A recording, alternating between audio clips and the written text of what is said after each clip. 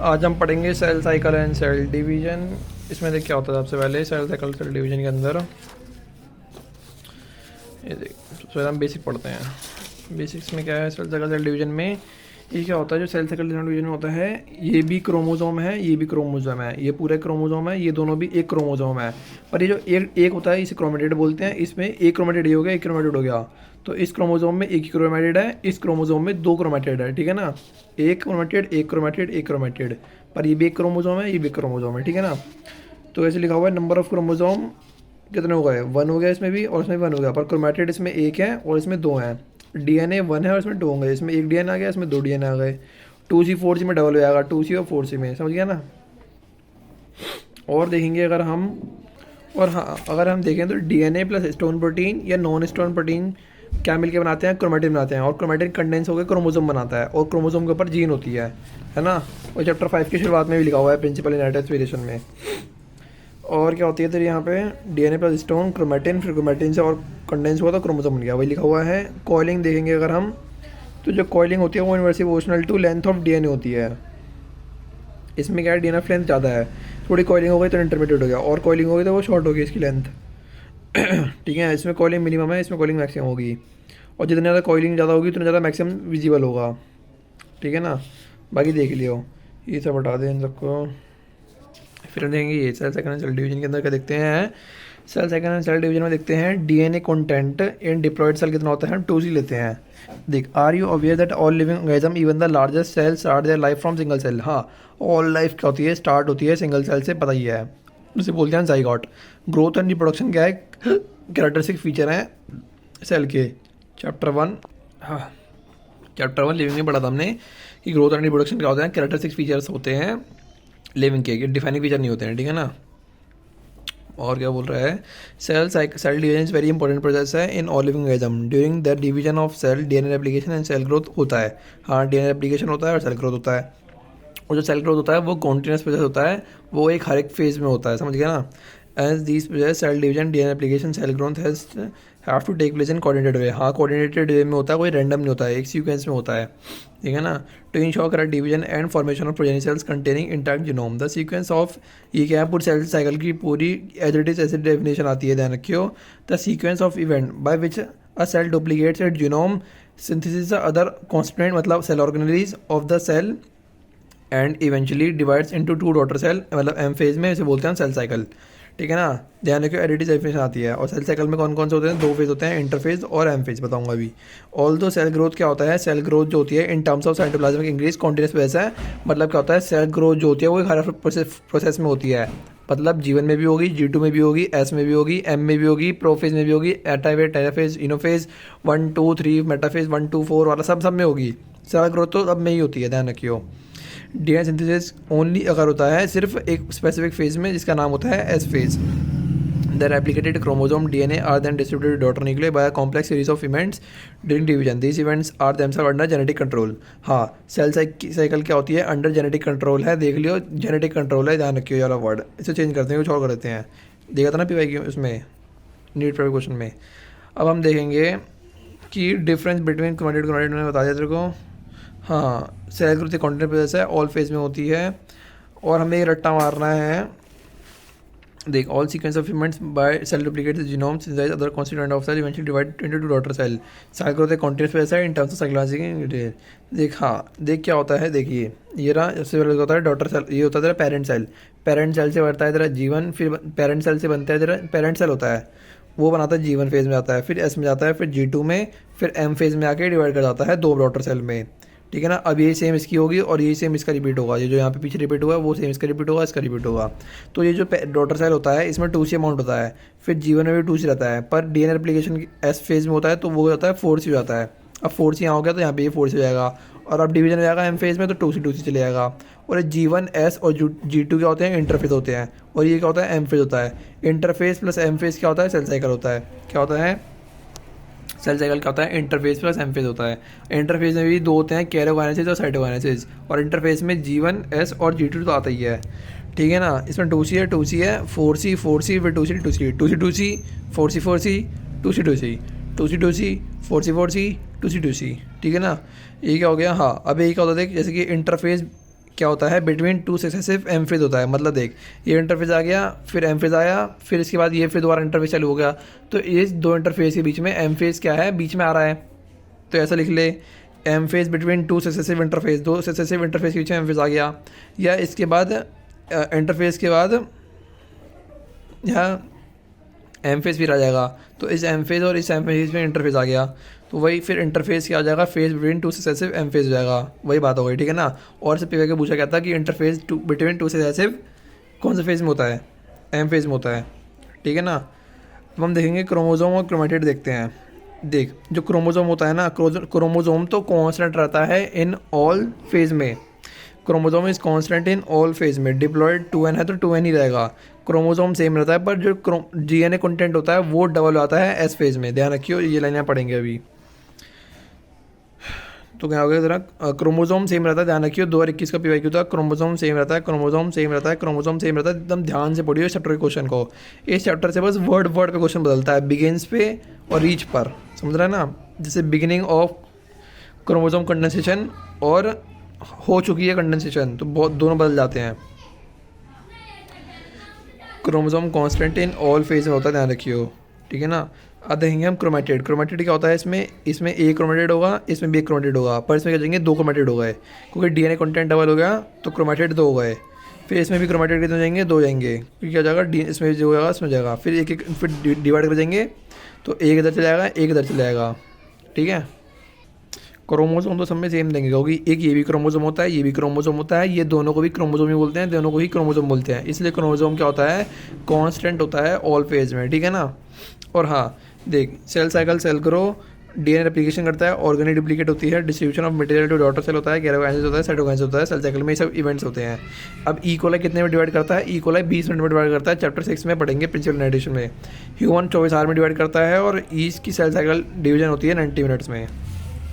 देख, a typical eukaryotic cell is illustrated by human cell. एक human cell लेते हैं, the cell divides approximately in 24 घंटे में। हर 24 घंटे में क्या करते हैं, सेल डिवाइड कर जाता है, ठीक है। However this duration of cell cycle very करती है ऑर्गेनिज्म टू ऑर्गेनिज्म, हर ऑर्गेनिज्म में अलग अलग होती है। जैसे ईस्ट में 90 मिनट है, हमारे में 24 घंटे हैं, ई कोलाई में 20 मिनट है। और cell type to cell type भी वेरी करती है, ध्यान रखियो। ऑर्गेनिज्म भी है और सेल टाइप भी है, क्योंकि जैसे कि ब्रेन सेल तो नर्वस सेल हो गया, मसल सेल, वो हार्ट सेल हो गया, वो तो बहुत देर बाद डिवाइड करते हैं, उनको तो डिवीजन की जरूरत होती नहीं है, तो वो तो डिवाइड करते नहीं है। पर जो हमारी स्किन के सेल्स हो गए, उनको तो जल्दी डिवाइड करना होता है, क्योंकि झड़ती रहती है, तो सेल टाइप भी वेरी करता है, ठीक है। तो ईच की सेल साइकिल डिवीजन कितनी होती है, 90 मिनट्स की होती है।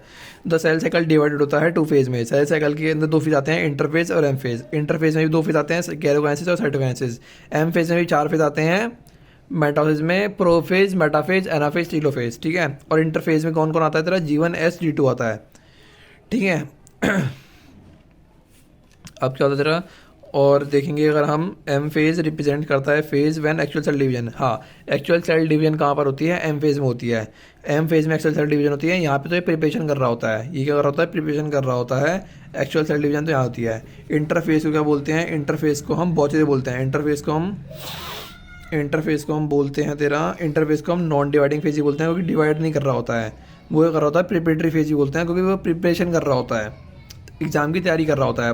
और एम फेज क्या होता है, जिस दिन वो पेपर दे के आता है वो 3 घंटे का, और 2 साल से तैयारी करी है, ये वाला हो गया, और 2 घंटे पेपर दे के आया तो वो ये हो गया 3 घंटे का। तो ये क्या होता है तेरा, डिवाइडिंग फेज होता है, माइटोटिक बोलते हैं, मतलब माइटोसिस होता है। ऐसे ही एक म्योसिस पढ़ेंगे अलग से, ये तो माइटोसिस है, ठीक है। तो इंटरफेस को बोलते हैं नॉन डिवाइडिंग फेज बोलते हैं, और ऑल्सो डिवाइडिंग फेज बोलते हैं, क्योंकि इसमें एक्चुअल सेल डिवीजन किसमें होती है, इसमें होती है, वही लिखा हुआ है। एक्चुअल सेल डिवीजन किसमें होती है, इसमें होती है, क्योंकि ये डिवाइडिंग फेज है, ये तो नॉन डिवाइडिंग फेज होता है ना, ये तो नॉन डिवाइडिंग फेज है, क्योंकि यहाँ पे तो प्रिपरेशन हो रही होती है, ठीक है ना। यहाँ तो सब ये बना रहा होता है, ऑर्गेनिक डुप्लीकेट, डीएनए रेप्लिकेट कर रहा होता है, डबल कर रहा होता है, क्योंकि इसने 2C से 4C यहाँ पे कराया है, तो 2C बांट रहा है, इसलिए यहाँ पे 4C करा, तो ऑर्गेनिक डुप्लीकेशन करा।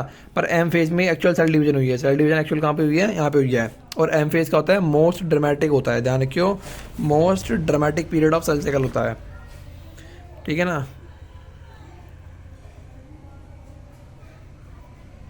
और क्या होता है ना, और माइटोसिस बोल सकते हैं अगर एंड इंटरफेस रिप्रेजेंट करता है phase between 2 successive M phase में।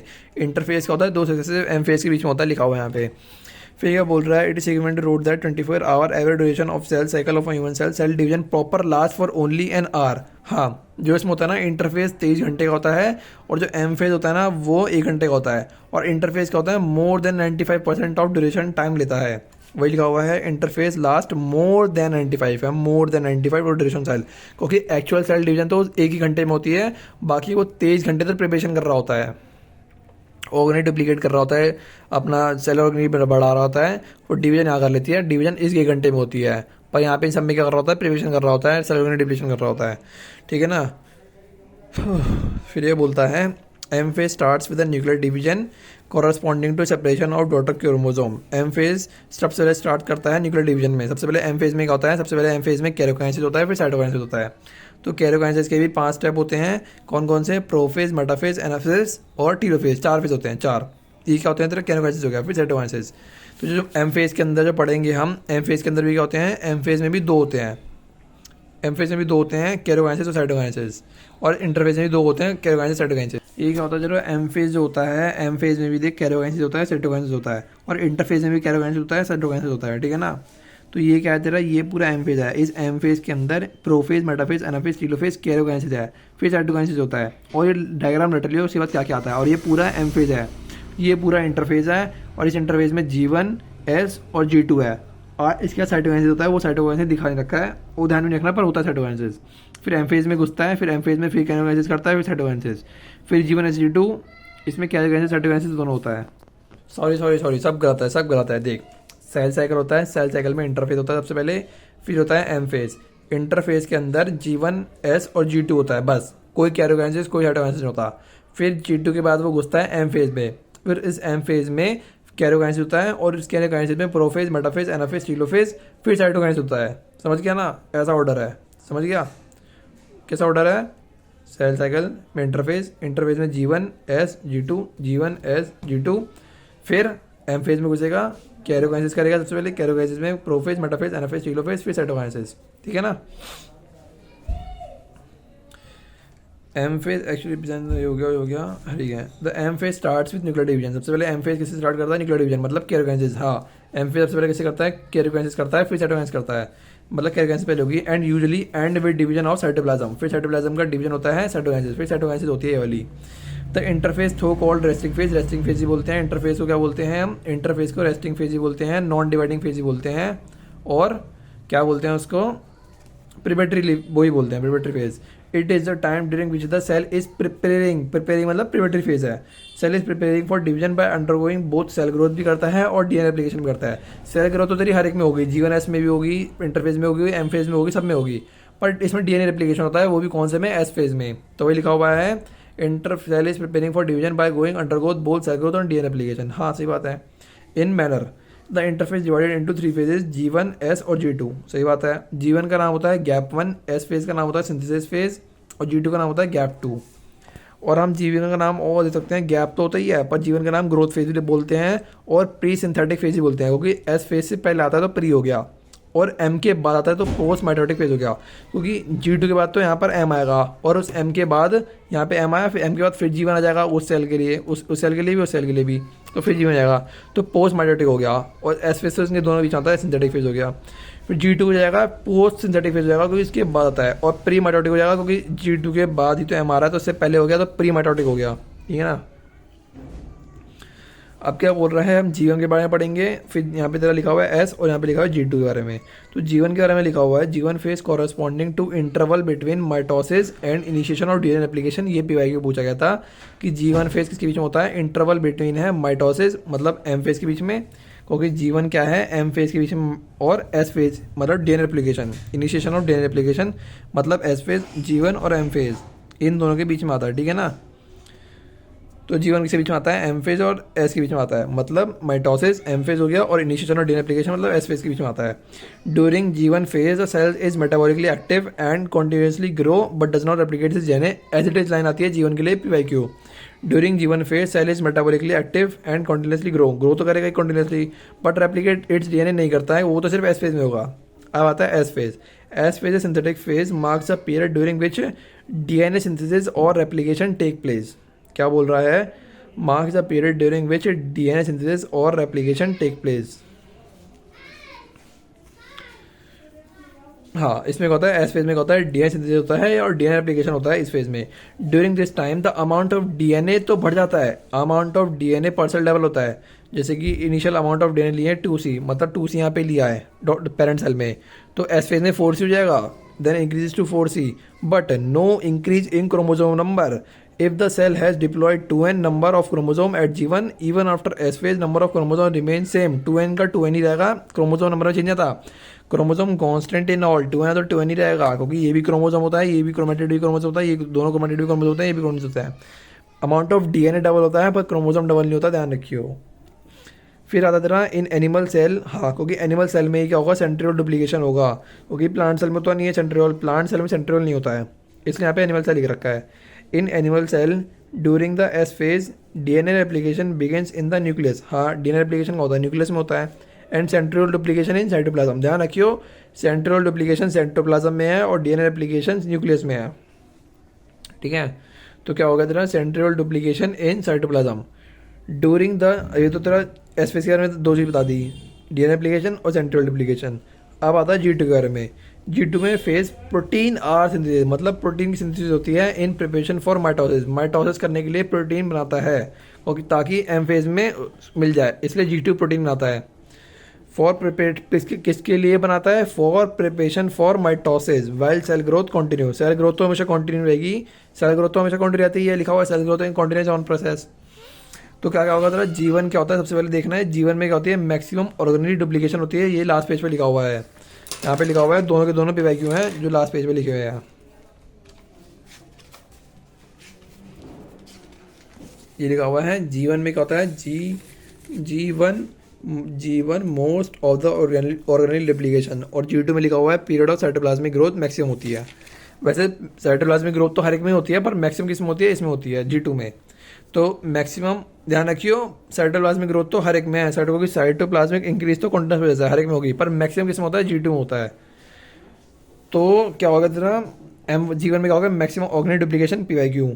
फिर एस, इसके बाद एक बात रखेंगे, एस फेज में डीएनए रेप्लिकेशन इन न्यूक्लियस और सेंट्रियोल डुप्लीकेशन इन साइटोप्लाज्म, दो बात देखेंगे। और एक और चीज़ होती है, हिस्टोन प्रोटीन सिंथेसिस भी होता है, ठीक है ना, हिस्टोन प्रोटीन सिंथेसिस भी होता है, क्योंकि देख डीएनए बना एस में तो हिस्टोन भी बनेगा, हाँ, डीएनए अगर एस में बना है तो हिस्टोन भी बनेगा, और डीएनए प्लस हिस्टोन मिलकर क्रोमेटिन बनाएगा, और क्रोमेटिन कंडेंस होकर क्रोमोसोम बनाएगा, ठीक है ना।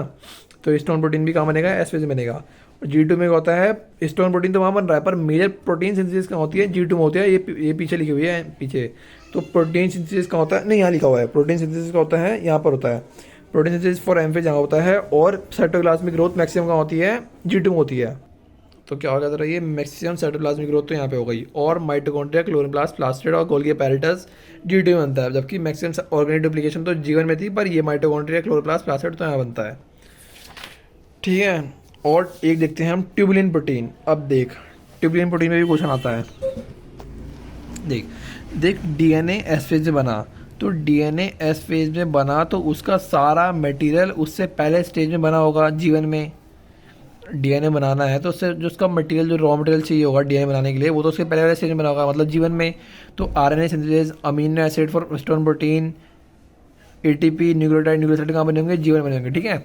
अब एस में, ये एनसीईआरटी में दिया नहीं है पर क्वेश्चन बनता है, अब एस में डीएनए बना, फिर क्रोमोसोम बनेगा, फिर स्पिंडल फाइबर बनेगा, हाँ, क्रोमोसोम बनेगा, फिर स्पिंडल फाइबर बनेगा, फिर स्पिंडल फाइबर से क्रोमोसोम काइनेटोर पे अटैच हो जाएंगे, तो स्पिंडल फाइबर को ट्यूबुलिन प्रोटीन बनाती है, क्योंकि वो अब डीएनए एस फेज में बन रहा है, तो उसके बाद क्रोमोसोम बनेगा। अब क्रोमोसोम बनने के बाद वो स्पिंडल फाइबर आएंगे, तो स्पिंडल फाइबर का बनेंगे, फिर G2 में बनेंगे, क्योंकि स्पिंडल फाइबर G2 में बनेंगे, तो उसके लिए जो प्रोटीन होता है ट्यूबुलिन प्रोटीन, तो वहाँ बनेगा G2 में।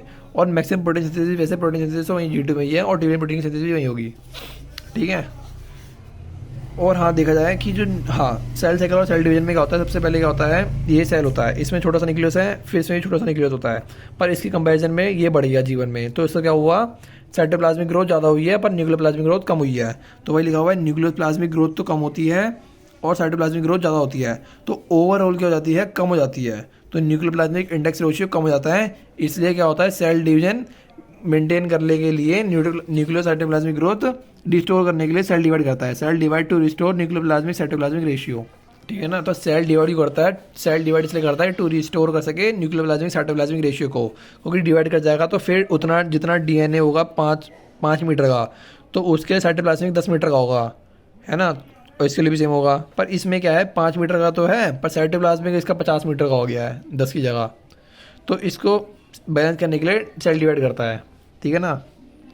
एक क्वेश्चन देखा जाए तो 10 क्रोमैटिड है जीवन में, तो नंबर ऑफ क्रोमोसोम बताओ। क्रोमोसोम तो चेंज होते ही नहीं है, तो हमेशा ऑल फेज में करेंगे 10 ही लेंगे।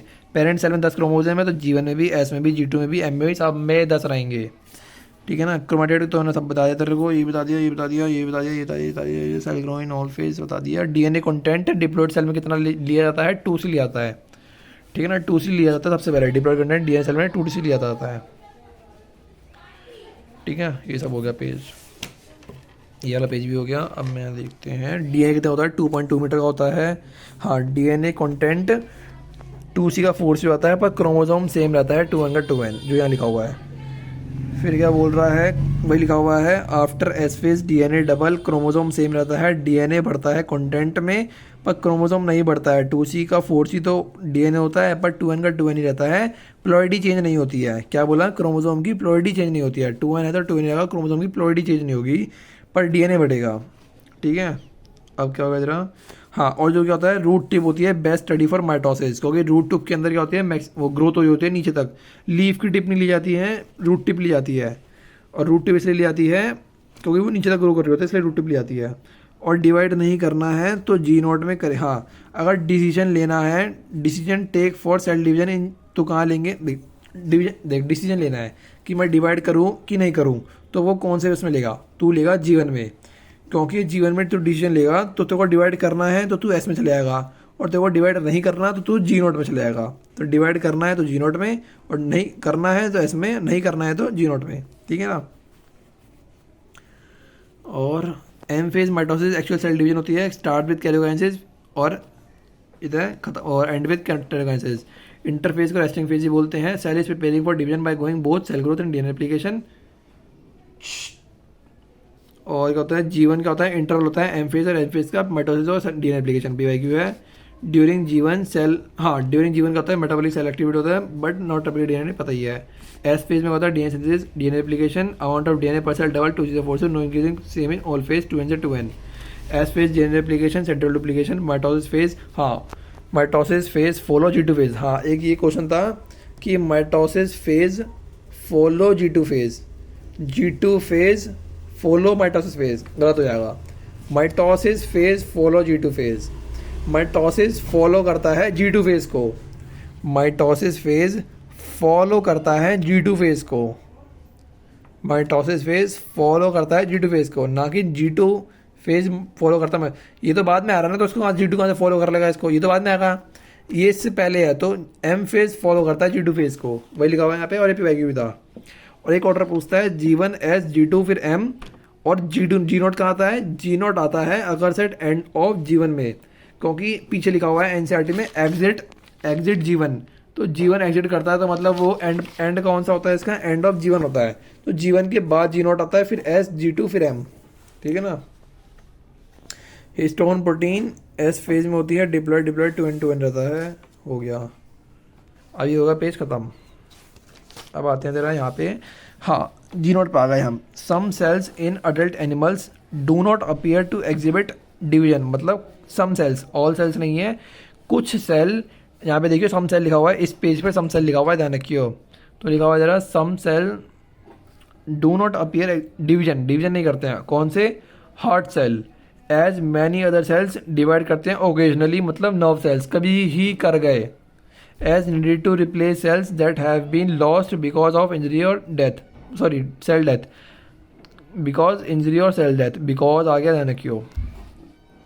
तो क्या करते हैं, ओकेजनली डिवाइड करते हैं हार्ट सेल, वैसे जरूरत नहीं पड़ती है हार्ट सेल को, ओकेजनली डिवाइड करेंगे। लीवर सेल भी ओकेजनली डिवाइड करेगा, नर्व सेल भी ओकेजनली डिवाइड करेंगे, ठीक है। फिर these cells do not divide further, क्या होते हैं, दीज सेल डिवाइड नहीं करते हैं, हार्ट सेल डिवाइड नहीं करते फर्दर, और ये करते हैं एग्जिट कर देते हैं G1। अब आगे इनको डिवाइड नहीं करना, G1 से S में नहीं आता, तो एग्जिट कर देते हैं G1 को, हो गए। G1 के बाद G0 आता है, अब G1 के बाद अगर वैसे में चलेंगे तो हो जाएगा, फिर क्या हो जाएगा तेरा डिवीजन होगा।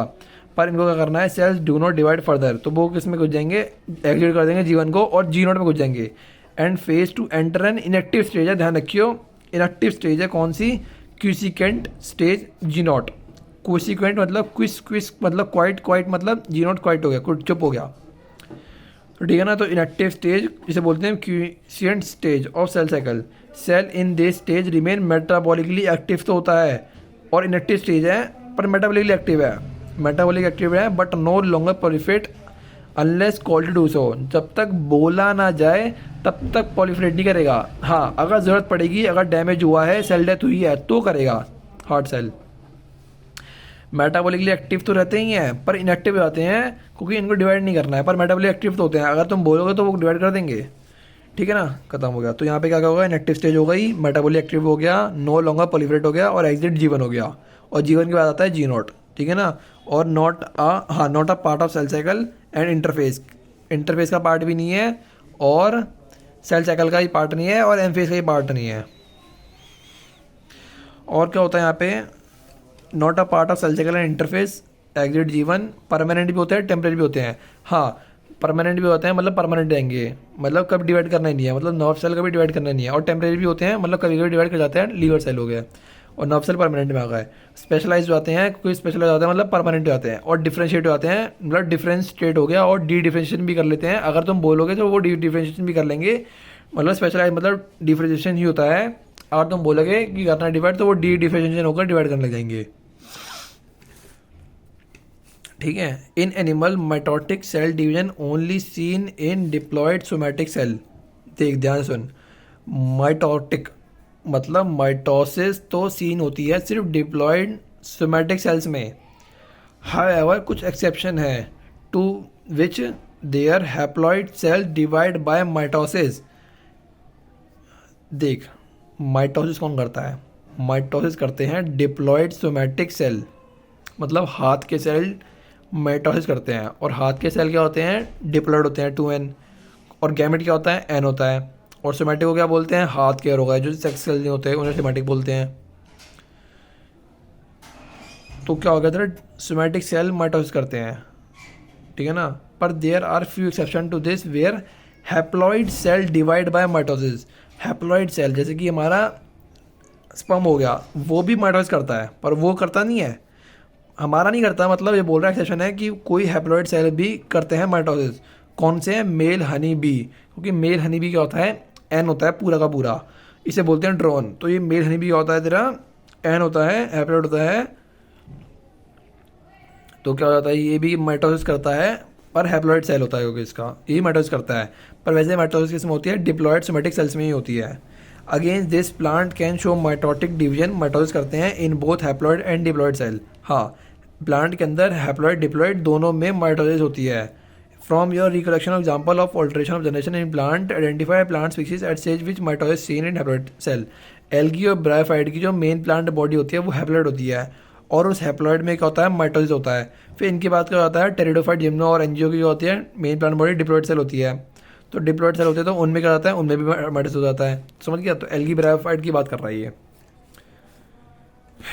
तो माइटोसिस किस में होता है, डिप्लॉयड सोमैटिक सेल में होता है। एक्सेप्शन है हैप्लॉइड सेल का, मेल हनी बी, और प्लांट में एल्गी और ब्रायो। और एक क्वेश्चन दे रखा है यहाँ पे, you have study mitosis in onion root tip cell, it has 16 chromosome in each cell, मतलब 2n, ईच सेल मतलब 2n बोल दिया, 2n इजिकल टू 16 है, मतलब n इजिकल टू 8 है। And chromosome will the cell have at G1 phase and after S phase and after M phase, मतलब G1 पूछ रहा है, S फेज पूछ रहा है और M फेज पूछ रहा है। Also what will be the DNA content, chromosome पूछ रहा है G1 में, S में और M फेज में, और DNA कंटेंट मतलब 2C 4C भी पूछ रहा है G1 में, S में एंड G2 में, एंड आफ्टर M में भी। हाँ, और क्या पूछ रहा है, सेल एट G1 में, after S phase and G2 में, if content after M phase is 2C, अगर M फेज में कंटेंट 2C है।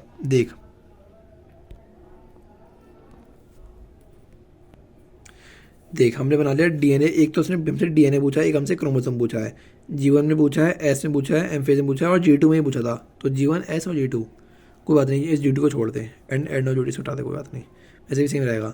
तो इसने हमें क्या दिया है, इसने हमें सिर्फ दिया हुआ है if the content after M phase is 2C, किसका डीएनए कंटेंट, तो डीएनए कंटेंट 2C है। अगर ये डीएनए कंटेंट 2C है एम फेज में, तो एम फेज में डिवाइड कर जाता है, तो उससे पहले बड़ा सेल रहा होगा उसमें 4C होगा, और इसमें डीएनए रेप्लिकेशन होता है तो उससे पहले पेरेंट सेल रहा होगा तो उसमें 2C होगा। समझ गया ना, जो हमने यहाँ बना रखा है, देख रहा है ना, ये वाला ध्यान रखियो। और क्या बोल रहा है, ये कंटेंट बोल रहा है, और क्रोमोसोम तो हमें पता ही है सेम रहते हैं, तो सेम रहेंगे in all, 2n16 2n16 2n16, G2 में भी 2n16, सब में सेम रहेंगे, ठीक है ना। क्रोमोसोम तो चेंज होते ही नहीं है क्योंकि chromosome is constant in all, ठीक है ना।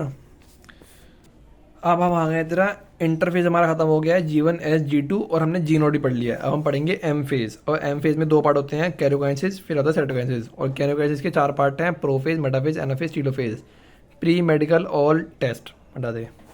एम फेज क्या होता है, माइटोसिस फेज होता है, डिवाइडिंग फेज होता है, actual cell division M phase, actual cell division, और मोस्ट ड्रामेटिक पीरियड होता है क्योंकि इसमें बहुत सारी ये चीज़ें हैं, तो मोस्ट ड्रामेटिक पीरियड भी होता है सेल साइकिल का।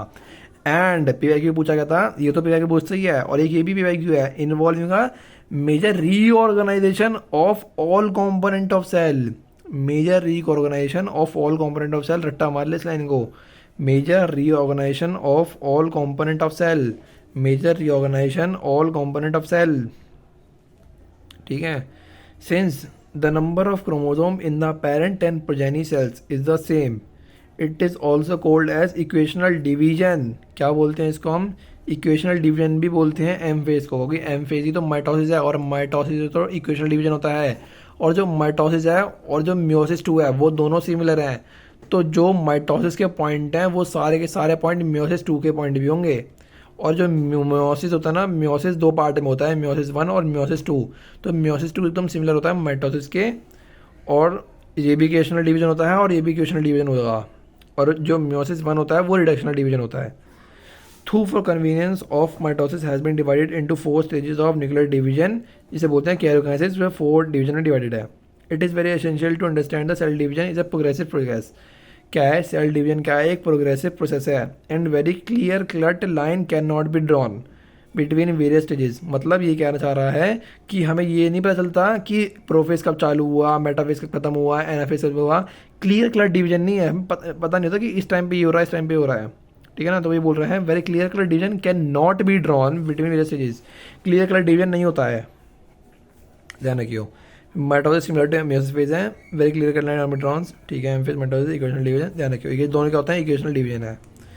मतलब ये नहीं पता चलता कि प्रोफेज चालू हुआ मेटाफेज खत्म हुआ, वही लिखा हुआ है यहाँ, हो गया ये हो गया। एक के बाद एक फेज चालू था, प्रोग्रेसिव फेज मतलब एक फेज के बाद एक फेज चालू होता है, मतलब प्रोफेज के बाद मेटाफेज, मेटाफेज का एनाफेज, डिवास एक के बाद एक चालू जाता है। अब हम पढ़ते हैं प्रोफेज, मेटाफेज, एनाफेज और टीलोफेज। इनके जो कैरेक्टरिस्टिक्स पॉइंट्स हैं वो तो पूरे रटे होने चाहिए कभी पूछे हैं तो। सबसे पहले आता है prophase. Prophase which is the first stage of karyokinesis, first stage of karyokinesis of mitosis, follows the S and G2 phase of interphase, follows करता है किसको, S and G2 phase of interphase, interphase के S and G2 को follow करता हुआ आ रहा है। क्या बोल रहा है मैंने, इस एम फेज के अंदर प्रोफेज, मेटाफेज, टीलोफेज, एनाफेज, इस एम फेज के अंदर प्रोफेज, मेटाफेज, टीलोफेज, एनाफेज, तो इसका प्रोफेज किसको फॉलो करता आ रहा हुआ है, S और G2 को फॉलो करता हुआ आ रहा है, वही लिखा हुआ है प्रोफेज, ये follow S and G2 phase, ध्यान रखियो S and G2 phase follow prophase नहीं होता है, इस ध्यान को हिंदी मतलब करके देख, prophase follow S and G2 phase, prophase यहाँ पर है और ये पीछे है, तो prophase follow S and G2 phase. अगर मान के चल S and G2 phase follow prophase, नहीं, अब ये तो बाद में आएगा ना, G2 के बाद में आएगा, ये तो G2 के बाद में आएगा ना, ये तो ये G2 कहाँ से फॉलो कर लेगा इसको, ये इसको फॉलो करेगा, पीछे वाले को फॉलो करेगा, ठीक है ना। In the S and G2 phase new DNA molecule formed, सही बात है, S फेज में DNA एप्लीकेशन हुआ था तो न्यू DNA के मॉलिक्यूल फॉर्म हुआ था, आर नॉट डिस्टिंक्ट बट इंटरट्विन्ड, जो बना था ना DNA वो डिस्टिंक्ट नहीं था और इंटरट्विन्ड था, उलझा हुआ था। जो एस में डीएनए एप्लीकेशन हुआ था उसमें जो डीएनए बना था वो क्या हुआ था, उलझा हुआ था। प्रोफेज इज मार्क्ड, अब पीवाईक्यू की बात आ गई, initiation and condensation of chromosomal material, ये प्रोफेज का फर्स्ट पॉइंट। प्रोफेज में क्या होता है, इनिशिएशन होता है, कंडेंसेशन होता है क्रोमोसोम मटेरियल का। जो क्रोमोसोम मटेरियल है वो कंडेंस होना चालू होता है, मतलब गाढ़ा कॉइलिंग होने चालू होती है। The chromosome material becomes untangle. Untangle, tangle नहीं है, अनटेंगल है। तो क्या बोल रहा है ये, जैसे कि एस और G2 में डीएनए का था इंटरडिपेंडेंट था, उलझा हुआ था। जब वो प्रोफेज में घुसेगा तो क्रोमोसोम मटेरियल अनटेंगल, मतलब अब क्या हो जाएगा, उलझे से सुलझेगा। अब क्या बोलेगा, सुलझेगा, मतलब अब क्या होगा, सही होगा। पहले उलझा हुआ बना था, अब सही होना पड़ेगा, फिर सही होके कंडेंस होगा। ठीक है। During the process of chromatin condensation, centrosome which has undergone duplication during S phase. हाँ, सेंट्रोसोम भी डुप्लीकेशन में कहता है एस फेज में। Now begins to move towards opposite pole. अब सेंट्रोजोम भी क्या करेगा, बिगिंस, ध्यान रखियो, begins to move towards opposite pole. क्या लिखा हुआ है, centrosome begins to move towards opposite pole. Reach नहीं हुआ है, बिगिंस हुआ है, स्टार्ट करना चालू हुआ है, अब ऊपर बढ़ना चालू हुआ है। Now begins to move towards opposite pole. जो ये सेंट्रोजोम बनी है, ये दोनों सेंट्रोजोम है, ये जो यहाँ पे थे सबसे पहले, तो ये तो जहाँ पड़े हुए थे बीच में, अब ये ऊपर जाना चालू हुए हैं। अब यहाँ तो ऊपर पहुँच गए ना पहले तो, पर ये पहले बीच में पड़े हुए थे, जो ऊपर जाना चालू हुए हैं। तो सेंट्रोसोम एक तो हो गया इसका chromosome material untangle, initiation and condensation of chromosome material, centrosome begins to move towards opposite pole, 3 point. अब इसका कैरेक्टरिस्टिक्स इवेंट्स क्या है, completion of prophase marked by, characteristics event क्या है, क्रोमोसोम मटेरियल कंडेंसेस। हाँ, initiation of condensation material, chromosome material condenses to form compact mitotic chromosome. Chromosome seen to be composed of 2 chromatids attached together at the centromere. Two chromatid से बना होता है यहाँ पर। ठीक है। Centrosome which has undergo duplication during interphase, जो S phase में सेंट्रोसोम डुप्लीकेशन करा था, begins to move toward opposite pole, मतलब वही लाइन यहाँ लिख रखी है। Each centrosome radiates out microtubules. Each centrosome, ना कि सेंट्रियोल। देख मैं बताता हूँ, सेंट्रोसोम तो ये पूरा होता है, इन दोनों को मिला के बोलते हैं। इसमें से एक जो, और ये क्या होता है, पैरेलल अरेंज, पैरेलल नहीं, परपेंडिकुलर अरेंज होते हैं। तो इसमें से एक सेंट्रियोल होता है और एक सेंट्रियोल होता है, मतलब 2 सेंट्रियोल होते हैं। और ये जो लाइन ये निकालते हैं लाइनें, स्पिंडल फाइबर या एस्ट्रल रेज ही बोलते हैं। ठीक है। तो each centrosome radiates out microtubule, जिसे बोलते हैं हम aster. 2 aster together with spindle fibre मिला के बनते हैं माइटोटिक अपैरेटस। तो ध्यान रखियो, क्वेश्चन बनेगा माइटोटिक अपैरेटस क्या होता है। माइटोटिक अपैरेटस होता है 2 aster plus spindle fibre. Mitotic apparatus 2 aster plus spindle fibre. क्या बोला मैंने, mitotic apparatus is 2 aster plus spindle fibre. और माइक्रोट्यूब्यूल क्या बोलते हैं हम, एस्टर बोलते हैं, और या कि एस्ट्रल रेज बोलते हैं। Microtubule called asters. तो एस्टर माइक्रोट्यूब्यूल किसे बोलते हैं हम, एस्टर्स को क्या बोलते हैं, माइक्रोट्यूब्यूल बोलते हैं। और 2 aster together with spindle fibre form mitotic apparatus. तो क्या होगा जरा, और माइटोटिक अपैरेटस में क्या क्या होता है, एक चीज़ अलग से मतलब बता रहा हूँ। सेंट्रोसोम होता है, स्पिंडल फाइबर होते हैं और एस्टर्स होते हैं। 2 एस्टर होते हैं, स्पिंडल फाइबर होता है, और सेंट्रोसोम भी होता है। एनिमल में क्या होता है, ए एस्ट्रल होता है और एम्फी एस्ट्रल बोलते हैं। और प्लांट में क्या होता है, एनेस्ट्रल होता है, क्योंकि प्लांट में नहीं बनता है। क्योंकि प्लांट में क्या होता है तेरा, प्लांट में सेंट्रोसोम ही नहीं होता है, सेंट्रियोल ही नहीं होता है, तो बनता ही नहीं है माइटोटिक अपैरेटस। तो उसे बोलते हैं ए एनेस्ट्रल, मतलब एब्सेंट है। इसमें एम्फी बोलते हैं और एस्ट्रल बोलते हैं। ठीक है ना। और proposal first stage of characterizes S and G2 new donning form not December अंडरट्वेंट initiation condensation of chromosome material chromosome began entangle centrosome begins to move toward opposite pole. हाँ, एक आ गया था यहाँ पे, cells at end of prophase. End of prophase मतलब late prophase में, ना कि अर्ली प्रोफेज में, ध्यान रखियो। एंड ऑफ प्रोफेज में when view under the microscope not show Golgi complex, endoplasmic reticulum, nucleolus और न्यूक्लियर एनवलप। 4 चीज़ें, गोल्गी, ER, न्यूक्लियोलस और न्यूक्लियर एनवलप। नहीं शो करता है कौन, एंड ऑफ प्रोफेज। अगर इसकी मुझे स्टार्टिंग कहाँ से हुई है, इन दोनों की डिसअपीयरिंग की, तो इनकी स्टार्टिंग डिसअपीयरिंग कहाँ से हुई है, इनकी स्टार्ट बिगिंस टू डिसअपीयर हुआ है अर्ली प्रोफेज में। ठीक है ना। End of prophase not show Golgi, ER, nuclear envelope, chromosome material start condenses form compact mitotic chromosome, centrosome begins to move towards opposite pole, ये हो गया। और अराइज फ्रॉम सेंट्रियोल हो गया, spindle fibre arise from centriole हो गया। वफा देगा मेरे हो जानी वफा।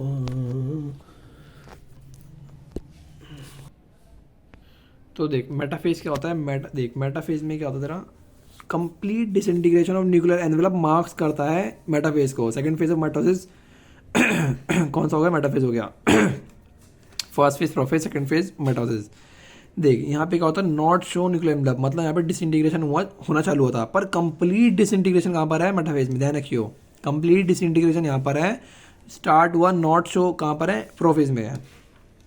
फिर बोलता है hence the chromosomes are spread through the cytoplasm of cell. फिर क्या होता है, क्रोमोजोम क्या होते हैं, पूरे इसमें फैल जाते हैं। क्रोमोजोम क्या होता है, पूरे इसमें फैल जाते हैं। देख ये दिखा रहे हैं तेरे को, चल मैं डायग्राम से बाद बता दूंगा। देख इसमें होगा क्रोमोजोम फैल गए, क्रोमोजोम फैल गए, तो क्रोमोजोम स्प्रेड थ्रू साइटोप्लाज्म, सब में फैल गए, ठीक है। By this stage condensation of chromosome is completed. Condensation of chromosome हो जाता है, कंप्लीट होता है। अब वो क्या होगा, पूरे तरह से कंडेंस हो चुके हैं। अब वो पूरे एक शेप ले चुके हैं क्रोमोजोम की, तो कंडेंसेशन ऑफ क्रोमोजोम कंप्लीट हो चुका है। इनिशिएशन कंडेंसेशन कहाँ पर होता है, प्रोफेज में। Initiation of condensation of chromosome material कहाँ पे होता है, यहाँ पे। अब उनने पूरी शेप ले ली है, अब वो बस मूव करेंगे, अरेंज करेंगे। तो कंडेंसेशन कंप्लीट हो गया है मेटाफेज में, ध्यान रखियो। And observe clearly under the microscope. अब वो पूरी शेप ले चुके हैं, तो वो कर जाएंगे क्लियरली अंडर, विजिबल हो जाएंगे माइक्रोस्कोप के। एक तो ये हो गया पॉइंट, ये हो गया चौथा पॉइंट। हाँ, then this stage at which morphology of chromosome is easily study. अब ये बढ़िया सी तरह से बन चुके हैं, तो मॉर्फोलॉजी भी यहाँ स्टडी कर सकते हैं, नंबर भी स्टडी कर सकते हैं, मॉर्फोलॉजी भी, साइज भी और शेप भी। शेप एनाफेज में नहीं है, ये कहीं लिखा है एनसीईआरटी में, क्वेश्चन में भी नहीं पूछता, तो शेप भी वहाँ पे डाल दी, ठीक है ना। तो नंबर, मॉर्फोलॉजी, स्टडी और शेप भी कहाँ हो गई तेरी, इसमें हो गई। एम से मॉर्फोलॉजी, एम से मेटाफेज, एम से मॉर्फोलॉजी, एम से मेटाफेज, ठीक है ना। फिर क्या बोलता है, at this stage metaphase chromosome is made up of two sister chromatids. हाँ, एक क्रोमेटिड एक ये, एक क्रोमेटिड ये, दो सिस्टर क्रोमेटिड से बना हुआ है, which are held together by centromere, जो सेंट्रोमेयर से जुड़े हुए हैं। Small disc shape structure at surface of centromere called kinetochores. Small disc shape structure ये दिख रहा है ना, कहाँ पर है, सेंट्रोमेयर पे, उसे बोलते हैं हम kinetochores. The structure serves at the site of attachment of spindle fibre formed by the spindle fiber to the chromosome that are moved into the position at the center of cell। तो kinetochore कौन बनाता है, kinetochore कौन बनाता है, kinetochores क्या है, एक तो स्मॉल डिस्क शेप है, और क्या करते हैं, सर्व्स करते हैं site of attachment of spindle fibre. क्योंकि स्पिंडल फाइबर्स कहाँ जुड़ता है, स्पिंडल फाइबर सिर्फ काइनेटोकोर से जुड़ता है, सेंट्रोमेयर से नहीं जुड़ता। तो spindle fibre attach to kinetochore, spindle fibre कहाँ जुड़ता है, काइनेटोकोर से जुड़ता है। तो structure serves as a site of attachment to spindle fibre. Spindle fibre kinetochore करता है, अटैचमेंट की साइट प्रोवाइड करता है स्पिंडल फाइबर के लिए। और स्पिंडल फाइबर बनाया किसने, सेंट्रियोल ने, ठीक है ना। Hence metaphase is characterize by all the chromosome complete coming light to at equator. सारे इक्वेटर पे आ चुके हैं, तो ये मेटाफेज का कैरेक्टरिस्टिक फीचर है, एक ही प्लेट में आ चुके हैं। मेटाफेज से बोलते हैं हम एक मेटाफेज प्लेट, ठीक है ना। With one chromatid of each chromosome, connected by its kinetochore to spindle fibre. हाँ, एक स्पिंडल फाइबर से एक काइनेटोकोर जुड़ा हुआ है to spindle fibre from the opposite pole. हाँ, अपोजिट पोल से। The plane of alignment of chromosome at metaphase is refer to as metaphase plate. इसे बोलते हैं मेटाफेज प्लेट। तो की फीचर क्या है, spindle fibre attach to kinetochore of chromosome. ये 3 बार पहले पूछा गया था। स्पिंडल फाइबर अटैच होता है सेंट्रोसोम से, नहीं काइनेटोकोर से, ध्यान रखियो, बस ये चेंज करता है। और chromosome move to spindle equator and get aligned along metaphase plate through spindle fibre to both poles. Chromosome move to spindle equator and get अलाइंग अलोंग मेटाफेज प्लेट। हाँ, स्पिंडल फाइबर का क्रोमोसोम क्या करता है, move करता है spindle equator पे, और मेटाफेज प्लेट में एक अलाइन कर जाता है मेटाफेज प्लेट में। बस यही याद रखना है। और ये दोनों मैंने लिखे नहीं है, बाकी ये सारे पॉइंट मैंने लिख रखे हैं, ये 2 पॉइंट नहीं लिखे मैंने, इनको पढ़ने हैं, नहीं लिखे, देख लिखा हुआ है। हाँ, क्या होगा, chromosome are spread through the cytoplasm. हाँ, अगर ये बोल रहा है chromosome spread through the cytoplasm, chromosome के अगर पूरे फैल गए, क्योंकि न्यूक्लियर मेम्ब्रेन टूट चुकी है, यहाँ पे क्या होगा, कंप्लीट डिसइंटीग्रेशन हो चुका है, तो क्रोमोसोम पूरे में फैल गए हैं, ठीक है ना। डायग्राम में भी दिखा रखा है, क्रोमोसोम पूरे में फैल चुके हैं। तो metaphase complete disintegration of nuclear envelope, chromosome spread throughout the cell, condensation of chromosome complete हो चुका है, easily observe under microscope, morphology of chromosome easily studied, kinetochore small disc shape structure, serve site of attachment of spindle fiber। Metaphase characterize क्या है, by all chromosome coming light to at equator, इसे metaphase बोलते हैं, plane of attachment of chromosome at metaphase, ठीक है ना। और metaphase best study for morphology. अब मैं डायग्राम बताता हूँ। डायग्राम में देख, ये अर्ली प्रोफेज का डायग्राम है। अर्ली प्रोफेज में एक यहाँ है, एक यहाँ है, एक यहाँ है, पर लेट प्रोफेज में क्या हुआ है, लेट प्रोफेज में ये सब बीच में आ चुके हैं। और देख, इसको मेम्ब्रेन से पूछा सकते हैं। मेम्ब्रेन में देख, अर्ली फेज में क्या हुआ है, डिस्क्रिप्शन चालू हुआ है, पर यहाँ पे क्या हुआ है, नॉट शो, ये मतलब देख शो नहीं कर रहा है यहाँ पे। एंड ऑफ प्रोफेज में या लेट प्रोफेज में बहुत ज़्यादा टूटा हुआ है, तो इसकी न्यूक्लियर मेम्ब्रेन से पहचानेंगे हम कि वो अर्ली है या लेट है। इन दोनों पहचानना सीख गया, न्यूक्लियर मेम्ब्रेन से पहचानियो। ज़्यादा टूटी हुई है तो वो लेट की है, कम टूटी है तो अर्ली की है। अब आता है तेरा मेटाफेज। मेटाफेज में क्या होगा, 4 हो गए। ये क्या होता है, ट्रांजिशन टू मेटाफेज है। तो ये क्या होगा तेरा, इसमें देख न्यूक्लियर एनवेलप तो है नहीं, और ये साइटोप्लाज्म में सारे फैले हुए हैं और क्रोमोसोम बन चुके हैं, मतलब क्या आ चुका है, कंडेंसेशन ऑफ क्रोमोसोम कंप्लीट हो चुका है। अब ये क्या हुआ है, एक प्लेट में आ चुके हैं, तो ये क्या हो जाएगा तेरा मेटाफेज। ये ट्रांजिशन है और ये मेटाफेज है, पूरा एक प्लेट में आ चुके हैं। अब आता है anaphase. On the onset of anaphase मतलब अर्ली, ऑनसेट मतलब early, each chromosome arrange and the metaphase plate is plate simultaneously and the daughter chromatids. Each chromosome arrange at the metaphase plate is split. क्या होता है, centre आपके जाएंगे, chromosome के जाएंगे, split हो जाएंगे। ये इस पेंटर फाइबर से नीचे जाएगा और वो वाला ऊपर चले जाएगा, ये नीचे जाएगा, ये ऊपर चले जाएगा, ये वाला नीचे, ये ऊपर, नीचे ऊपर। तो क्या हो जाएगा, क्रोमोसोम क्या जाएंगे, स्प्लिट हो जाएंगे साइमल्टेनियसली और 2 डॉटर क्रोमैटिड्स बन जाएगी। Now refer to as daughter chromosomes और द फ्यूचर ड्यूटर न्यूक्लियाई। आप क्या जाएंगे, अभी यहाँ पे ये जैसे कि 4 लगे हुए हैं, तो 1 2 3 4 ऊपर, 4 नीचे, और वो 4 ऊपर एक सेल बना लेंगे, ये 4 नीचे एक सेल बना लेंगे, डॉटर सेल बोल देंगे इसको, वही बोल रहा है। ठीक है, begins their migration towards 2 opposite pole. हाँ, ये आपका जगह बिगिंस हुई है, बिगिनिंग हुई है, माइग्रेशन टुवर्ड्स अपोजिट पोल मतलब बिगिनिंग हुई है, ये ऊपर जाएंगे, ये नीचे जाएंगे, तो इनकी जो है बिगिनिंग हुई है। तो क्या हुआ है तरह, बिगिनिंग हुई है migration towards 2 opposite pole. As each chromosomes moves away from equatorial plate, the centromere of each chromosomes remain directed towards the pole and, हाँ क्या बोल रहा है, each chromosome moves away from equator plate. हाँ, each chromosome क्या करेंगे, ये वाला क्रोमोसोम इधर मूव करेगा, ये वाला मूव करेगा। ठीक है, each chromosome moves away from equator plate. The centromere of each chromosome remains directed towards the pole.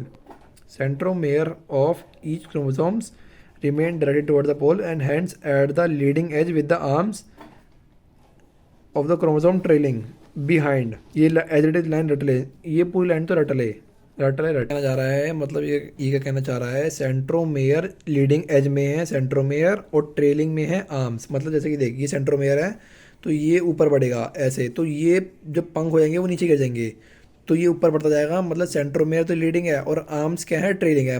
Trailing behind मतलब पीछे पीछे आ रहे हैं, समझ गया। तो ये तो ऊपर बढ़ता जाएगा, ऐसे ऊपर बढ़ेगा, तो ये पंख नीचे गिर जाएंगे, ऐसे बढ़ता है ना, तो पंख नीचे पीछे गिर जाते हैं हवा की वजह से, तो वो पीछे हो जाएंगे। अब यहाँ पे क्या हुआ है, ये अलग अलग हो चुके हैं, क्रोमोसोम टूट चुका है। तो क्रोमोसोम अगर टूट चुका है तो यहाँ पे क्रोमोसोम का नंबर भी कितना हो जाएगा, 4 हो जाएगा। देख, G1S G2 में क्रोमोसोम कांस्टेंट था, यहाँ लिखा हुआ था। क्रोमोसोम का कांस्टेंट रहता है ऑल फेज में, पता ही है। फिर प्रोफेज में भी, मेटाफेज में भी 2 ही है। पर अब क्रोमोसोम कितने हो गए हैं, यहाँ पे क्रोमोसोम 4 हो चुके हैं। अब क्रोमोसोम अब क्या हो गए हैं, क्रोमोसोम 4 हो चुके हैं, 4 इसमें 4 इसमें, या 8 बोल सकते हैं, 2n=8 बोल सकते हैं, जो मैंने लिखवा रखा था, वरना 4 मान ले। तो एनाफेज में क्या होता है, क्रोमोसोम डबल होता है। एनाफेज में क्या होता है, क्रोमोसोम डबल होता है। क्रोमोसोम कहाँ पर डबल हुआ है, क्रोमोसोम तो वैसे कांस्टेंट रहता है ऑल फेज में, बट डबल कहाँ होता है आखिरी में आकर, एनाफेज में क्रोमोसोम डबल होता है, क्योंकि क्रोमोसोम क्या होता है, स्प्लिट होते हैं, और सेंट्रोमेयर क्या होता है, स्प्लिट होता है। तो एनाफेज का करेक्टरिस्टिक प्रॉपर्टी क्या है, क्रोमोसोम डबल हुआ है, centromere split, chromosome chromatid split, और chromatid move to opposite pole. ये 3 पॉइंट है इसके, ऐसे याद करके रखेंगे। सेंट्रोमेयर स्प्लिट मतलब स्प्लिट, और क्रोमेटेड स्प्लिट सेपरेट मतलब स्प्लिट, और सेपरेट मतलब टूटा, अलग अलग हुआ, अलग अलग अलग अलग अलग अलग एनाफेज, अलग अलग ए एनाफेज, ए एनाफेज, क्रोमोसोम टूटा, स्प्लिट स्प्लिट, अलग अलग अलग अलग एनाफेज। ठीक है, तो क्या होगा तेरा, centromere moves, centromere split and chromatid separate, chromatid move to opposite pole, 2 इसके की पॉइंट्स हैं।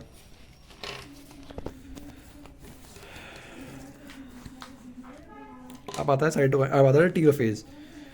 और ये देख, ट्रांजिशन टू एनाफेज ये रखा है, देख अभी 4 ऊपर चले गए, 4 नीचे आ गए, तो ये हो गया तेरा, ये होगा तेरा ट्रांजिशन नहीं, सॉरी एनाफेज हो गया। 4 ऊपर 4 नीचे हो गए, तो ये कौन सा होगा, अभी अलग अलग हो गए। तो ये 4 हो गए, मतलब 8 हो गए क्रोमोसोम, 4 4 मतलब 8 क्रोमोसोम हो गए। ठीक है ना, 4 नीचे हो गए, 4 ऊपर हो गए, क्रोमोसोम कितने हो गए, 8 हो गए। अब आता है टीलोफेज। टीलोफेज क्या होता है, तो क्या बोल रहा है, टीलोफेज में क्या होता है, at the beginning of final stage of karyokinesis. हाँ, फाइनल स्टेज है। फर्स्ट स्टेज थी प्रोफेज, सेकंड फेज थी मेटाफेज, थर्ड फेज थी एनाफेज, और फोर्थ फाइनल स्टेज है टीलोफेज। टीलोफेज में क्या होता है, chromosomes have reach their respective poles. अपने पोल से पहुंच चुके हैं दोनों के दोनों, यहाँ ये पहुंच चुके हैं, यहाँ पहुंच चुके हैं, मतलब यहाँ पहुंच चुके हैं दोनों। Chromosomes that have reach their respective poles decondense and lose their इंजिबिलिटी। देख, ये तो क्रोमोसोम्स हैं ही हैं, अब ये क्या हो चुके हैं, डीकंडेंस हो चुके हैं। अब क्या हो चुके हैं, डीकंडेंस हो चुके हैं, और अपने लॉस कर दिया आइडेंटिटी। यहाँ तो क्रोमोसोम्स थे, पर यहाँ पे एक पूरा सेल बन चुके हैं यहाँ पर। तो क्रोमोसोम ने आइडेंटिटी कहाँ लॉस करी है, आइडेंटिटी लॉस्ट हुई है टीलोफेज में। क्योंकि अब ये पूरे क्रोमोसोम बन चुके हैं, एक ये पूरा क्रोमोसोम बन चुका है, एक पूरा सेल बन चुका है सेल, और ये पूरे सेल बन चुका है, और यहाँ पे 4 4 क्रोमोसोम थे। तो क्रोमोसोम ने अपनी आइडेंटिटी लॉस कर दी है और डीकंडेंस हो चुके हैं अब। ठीक है, individual chromosomes can no longer be seen each sets of chromatin material. अब क्या जाएंगे, अब इनको इंडिविजुअल क्रोमोसोम नहीं देख पाएंगे। दिस स्टेज में ऑफ द फॉलोइंग की इवेंट्स क्या है, क्रोमोसोम क्लस्टर, क्लस्टर वर्ड ध्यान रखियो, क्लस्टर वर्ड सिर्फ एक ही आंसर टी में लिखा हुआ है, cluster at opposite spindle pole and the identity is lost, identity lost, telophase lost, telophase lost, telophase lost, telophase. ठीक है, और न्यूक्लियर एनवेलप क्या हो जाएगा तेरा, रिफॉर्म हो जाएगा, जो कि प्रोफेज में टूटा था। तो प्रोफेज में टूटा था तो अब क्या जाएगा, वापस आएगा। तो न्यूक्लियर एनवेलप, न्यूक्लियोलस, गोल्गी और ईआर जो चार्ट एंड ऑफ प्रोफेज में नॉट शो कर रहे थे, अब वो रिफॉर्म होंगे, क्योंकि अब न्यूक्लियर एनवेलप दोबारा आएगा, क्योंकि अब ये पूरा सेल बन चुका है अपना अलग। अब ये सेल अब प्रोफेज में घुसेगा तो अब इसका फिर दोबारा टूटेगा वॉल, फिर इसका वो सब हुआ जीवन एस, सॉरी जीवन नहीं, फिर प्रोफेज मेटाफेज एनाफेज। अभी पूरा सेल बन चुका है तो उसको वॉल भी तो चाहिए, तो वॉल कहाँ बनेगी, टीलोफेज में। अभी पूरा वॉल बन चुका है ना, अभी अलग अलग हो जाएंगे बस, ये बाहर वाली लेयर टूटने वाली बाकी है, अंदर तो वो पूरे बन चुके हैं सेल वॉल के साथ। तो वही न्यूक्लियर मेम्ब्रेन कहाँ बनेगी, इधर ही रिफॉर्म हो जाएगी टीलोफेज में। अब आता है तेरा साइटोकाइनेसिस। साइटोकाइनेसिस में क्या होता है तेरा, इसमें कितने पॉइंट है, 3 पॉइंट है, मेटाफेज में 2 पॉइंट है, प्रोफेज में 2 पॉइंट है, एनाफेज में 2 पॉइंट है, सिर्फ टीलोफेज में 3 पॉइंट है। मतलब वही 3 पॉइंट भी नहीं है, न्यूक्लियर एनवेलप, न्यूक्लियस, ईआर वो भी 2 पॉइंट है। ठीक है, अब आता है तेरा साइटोकाइनेसिस। साइटोकाइनेसिस क्या होता है तेरा, साइटोकाइनेसिस में क्या होता है, mitosis accomplish not only segregation of duplicated chromosome into daughter nuclei. Mitosis सिर्फ माइटोसिस के अंदर 2 फेज आते हैं ना, माइटोसिस के अंदर एक तो केराकाइनेसिस था और एक साइटोकाइनेसिस था। तो वो बोल रहा है mitosis not only segregation of chromosome into daughter nuclear kinesis, सिर्फ केराकाइनेसिस ही नहीं होता है माइटोसिस में, but cell itself divided into 2 daughter cell by the separation of cytoplasm, जिसे बोलते हैं साइटोकाइनेसिस। सेल इटसेल्फ डिवाइड हो जाता है 2 डॉटर सेल में, जिसे बोलते हैं cytokinesis, at the end of which cell division gets completed. ठीक है, और साइटोकाइनेसिस में 2 दे रखा है, 2 चीज़ें दे रखी हैं, एक दे रखा है, एक वर्ड ध्यान रखिए बस। इन एनिमल सेल में this is achieve by appearance of furrow, furrow ध्यान रखियो, एनिमल सेल में है। In plasma membrane, plasma membrane में है, फरो ध्यान रखियो, प्लाज्मा मेम्ब्रेन में है फरो, फरो कहाँ पे है, प्लाज्मा मेम्ब्रेन में है। और क्या होता है, फरो ग्रेजुअली डीपन्स होता है, क्योंकि एनिमल सेल, अबे सेल वॉल तो होती है ना, तो एनिमल सेल में क्या होगा, प्लाज्मा मेम्ब्रेन में तो होगा। द फरो ग्रेजुअली डीपन्स होता है, फरो होता है डीप जाता है, and ultimately join the centre करता है, मतलब बाहर से अंदर जॉइन कर रहा है, मतलब पेरिफेरी टू सेंटर। तो क्या होगा, सेंट्रीपिटल हो जाएगा, joining the cell cytoplasm into 2, बस इतना बोल रखा है। तो क्या बोल रहा है, एनिमल सेल देख कैसा है, ये कहते हैं एक सेल है, ये क्या कर रहा है, यहाँ से फरो बना, अभी फरो बाहर से अंदर जा रहा है, इसको बाहर से तो अंदर से आगे तोड़ रहा है। तो क्या जाएगा तेरा, ये बाहर से जब अंदर आते हैं तो इसे बोलते हैं सेंट्रीपिटल, और टूट के जाएगा 2 बन जाएगा। और इसको कौन करता है, माइक्रोफिलामेंट करता है, माइक्रोफिलामेंट बताऊंगा। तो ये हो जाएगा तेरा सेंट्रीपिटल हो जाएगा, फरो बना, डीपेंस हुआ, 11 हुआ, टूट गया, सेंट्रीपिटल। प्लांट सेल में क्या होता है, however are enclose by relatively inextensible cell wall. यहाँ पे देख बढ़िया क्वेश्चन बनता है, ठीक है ना, क्योंकि प्लांट सेल में इनएक्सटेंसिबल सेल वॉल होती है, तो therefore they undergo cytokinesis in a different mechanism. Plant cell different mechanism से क्यों जाता है, क्योंकि उसमें क्या होती है, इनएक्सटेंसिबल सेल वॉल होती है, इसलिए वो डिफरेंट मैकेनिज्म जाता है। ये क्वेश्चन बनता है यहाँ पे, जो मैं गलत कर चुका हूँ नीट प्रेफी क्वेश्चन में, ठीक है। Plant cell enclosed by relatively inextensible cell wall, therefore they undergo cytokinesis by a different mechanism. In plant, cell wall formation starts in the center of cell and grow outwards to meet the existing lateral walls. क्या बोल रहा है, cell wall formation start हो जाता है, क्योंकि cell wall तो बनती है प्लांट में, starts in the centre of cell and grow outwards. क्या हो रहा है, मतलब सेंटर से बाहर जा रहा है, मतलब सेंटर टू पेरीफेरी है, और एनिमल में कहता है पेरीफेरी टू सेंटर है। इन डायग्राम से करियो क्वेश्चन, तो पूछेगा क्वेश्चन तो इन डायग्राम से करियो। तो in plant cell formation starts in the centre of cell wall and grow outwards to meet the existing lateral walls. The formation of new cell wall begins with the formation of simple precursor, कौन है, cell plate. क्योंकि plant cell में क्या होता है, cell plate method होता है, animal cell में क्या होता है, फरो और डिपेंस होता है, और इसमें क्या होता है, प्लांट सेल में सेल प्लेट मेथड होता है, जो सेल प्लेट रिप्रेजेंट करता है मिडल लैमिला को। Cell plate represent middle lamella, cell plate represent middle lamella between walls of 2 adjacent cell. At the cytoplasmic division, organelle like mitochondria plastid get distributed between 2 daughter cell। हाँ सही बात है। In some organism में karyokinesis is not follow by cytokinesis. M phase के 2 part थे, karyokinesis और cytokinesis. M phase, अब karyokinesis तो हो जाता है, पर वो अब फॉलो नहीं करता है साइटोकाइनेसिस में, इससे क्या होता है, रिजल्ट करता है मल्टी न्यूक्लियोटाइड कंजुगेशन को। अभी साइटोकाइनेसिस होगा तभी तो अब डिवाइड कर जाएगा। आज सिर्फ केरोकाइनेसिस ही हो रहा है तो वो मल्टी न्यूक्लियोटाइड कंडीशन बना लेगा ना, और मल्टी कंडीशन रिलीज कर लीडिंग फॉर्मेशन करेगी सिंचिएशन का। और सिंचिएशन में होता है लिक्विड स्पर्म और एंडोस्पर्म, क्योंकि वो क्या होता है, मल्टी न्यूक्लियोटाइड होता है। एग्जाम्पल हो गया। तो प्लांट सेल में क्या होता है, प्लांट सेल में क्या होता है, cell plate represent middle lamella और grow outwards to meet existing lateral walls. Cell plate method simple precursor सेंट। और यहाँ पे अब देख सेल, इसमें क्या होता है, प्लांट सेल में क्या होता है, सेल प्लेट मेथड होता है। इसमें होता है सेल वॉल, सबसे पहले बाहर हो गई सेल वॉल, फिर हो गई तेरी अंदर वाली प्लाज्मा मेम्ब्रेन, फिर दो डॉटर न्यूक्लियर कैरियोकाइनेसिस तो हो चुका है, असाइटोकाइनेसिस होना है। तो यहाँ पर बनेगा तो सेंटर से बाहर बनेगा, क्योंकि बाहर से तो बन सकता, सेंटर में मिडल लैमिला होगा, वो अंदर से बाहर बनाएगा, मतलब अंदर से बाहर मतलब सेंट्रीफ्यूगल, सेंटर टू पेरीफेरी, और वो पेरीफेरी टू सेंटर। इससे क्या जाएगा, दो डिवाइड कर जाएगा, अभी बाहर वाली सेल टूट के दो बना लेगा। तो cell plate represent middle lamella. Animal में सेंट्रीपिटल है, प्लांट में सेंट्रीफ्यूगल है। सेंट्रीपिटल मतलब पेरीफेरी टू सेंटर, और सेंट्रीफ्यूगल मतलब सेंटर टू पेरीफेरी। एनिमल में रोल होता है माइक्रोफिलामेंट का, जो बना होता है एक्टिन प्रोटीन से, और प्लांट में रोल होता है माइक्रोट्यूबुलिन का, जो बना होता है ट्यूबिन प्रोटीन से। जो प्लांट में रोल है माइक्रोट्यूबुलिन का, क्योंकि मिडल लैमिला जो बना रहा है वो माइक्रोट्यूबुलिन है, जो ट्यूबुलिन प्रोटीन से बना है। और जो फरो बन रहा है वो माइक्रोफिलामेंट बना रहा है एक्टिन प्रोटीन से। और हाँ, इसको क्या बोलते हैं, रिवर्स ऑफ प्रोफेज बोलते हैं, क्योंकि यहाँ पे क्या हुआ है, न्यूक्लियर रिफॉर्म हुई है, जबकि टूटी कहाँ पर थी, प्रोफेज में हुई थी, तो यहाँ पे बन रही है, तो रिवर्स ऑफ प्रोफेज बोलते हैं। बाकी सब मैंने पढ़ लिया। In some karyokinesis not follow cytokinesis result multinucleotide condition synthesis coconut liquid endosperm. ठीक है ना। अब आ चुके हैं हम सिग्निफिकेंस ऑफ माइटोसिस। माइटोसिस का सिग्निफिकेंस क्या है, मतलब माइटोसिस क्यों करानी है, क्यों होती है। तो माइटोसिस को इक्वेशनल डिवीजन भी बोलते हैं, usually restricted to the diploid cell only. However in some lower plants and in some social insects haploid cell में भी क्या होती है, माइटोसिस होती है, जो हम पढ़ चुके हैं वहाँ पे जी नॉट के जो नीचे लिखा होता है वही सारा 3 बात लाइन लिखी है। It is very essential to understand the significance of the division in life of an organism. Are you aware of some example where you have studied about haploid and diploid insects? हाँ पढ़ा है। Mitosis usually results in the production of diploid daughter cells with identical genetic complement. हाँ, mitosis में क्या होता है, identical genetic complement जाता है, मतलब जो पेरेंट में डीएनए होगा उतना ही डीएनए किस में जाता है, डॉटर सेल में जाता है। सबसे पहले माइटोसिस क्यों होती है, क्योंकि माइटोसिस इसलिए इंपॉर्टेंट है, growth of multicellular organism, मतलब इस ड्यू टू माइटोसिस, मतलब जो हम सबसे पहले हम सिंगल सेल थे, सिंगल सेल से हम इतने मल्टी सेलुलर इतने बड़े बड़े बन चुके हैं, तो वो किसी वजह से बने हैं, माइटोसिस की वजह से। तो growth of multicellular organism क्या है, माइटोसिस का फंक्शन है। Cell growth result in distributing the ratio between the nucleus and cytoplasm, बताया था मैंने। Therefore become essential for cell to divide and restore the nucleoplasmic ratio, nucleocytoplasmic ratio. अब very significant contribution of mitosis में कौन सा होता है, cell repair, क्योंकि माइटोसिस में बहुत सिग्निफिकेंट, बहुत मिनिमम रोल है सेल रिपेयर में।